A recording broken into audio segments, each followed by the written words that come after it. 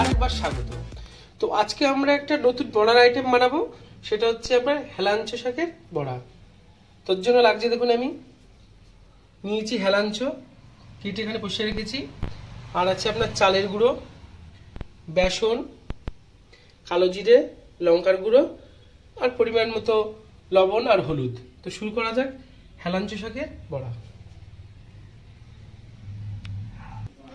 তো এবার আমি এটাকে যে বড়াটা বানাবো তার জন্য আমি চালের গুঁড়ো আর দেবো বেসন, এটাকে আমি ভালো করে ফাটিয়ে নেব।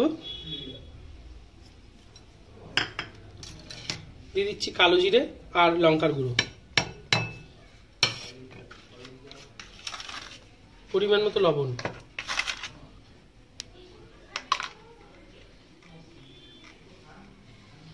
হলুদ গুঁড়ো,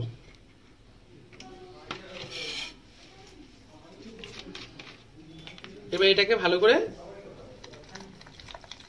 ফাটিয়ে নেব।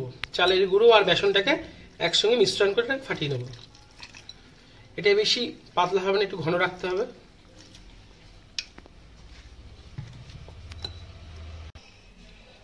ওটা একটুখানি ওই চালের গুঁড়ো আর বেসনটাকে একটুখানি ভিজিয়ে আমি এটাকে ডোটা করা রেখে দিয়েছি।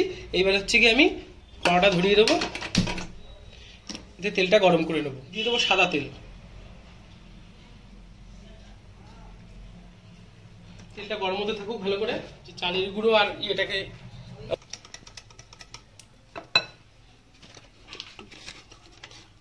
তো আমার চালের গুঁড়ো আর বেসনটা গোলা হয়ে গেছে ভালো করে।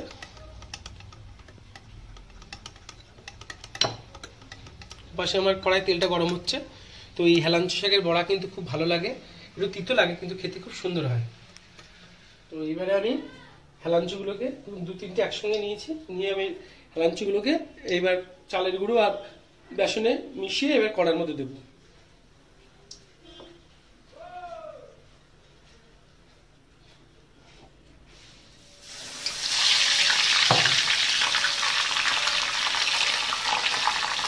বেশি ভাজা যাচ্ছে না, একটা করেই ভাজতে হচ্ছে। দেখুন এটা ভাজা হয়ে এসছে প্রায়, এটাকে আমি তুলে নেব। হয়ে গেছে, দেখুন কত সুন্দর লাগছে।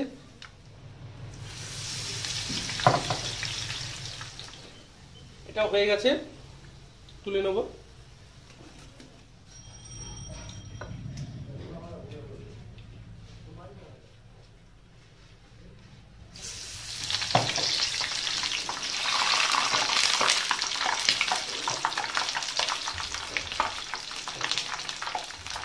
আর একটা দিয়ে দিলাম পাশে।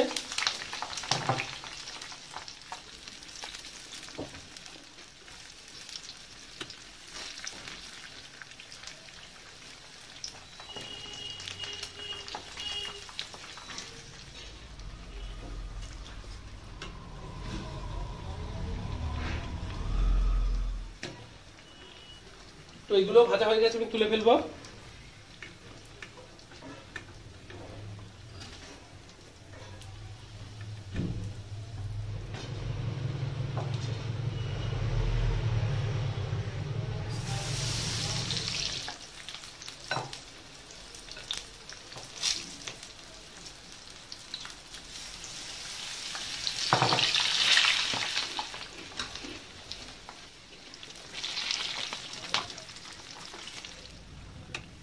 শাকের বড়া রেডি হয়ে গেছে।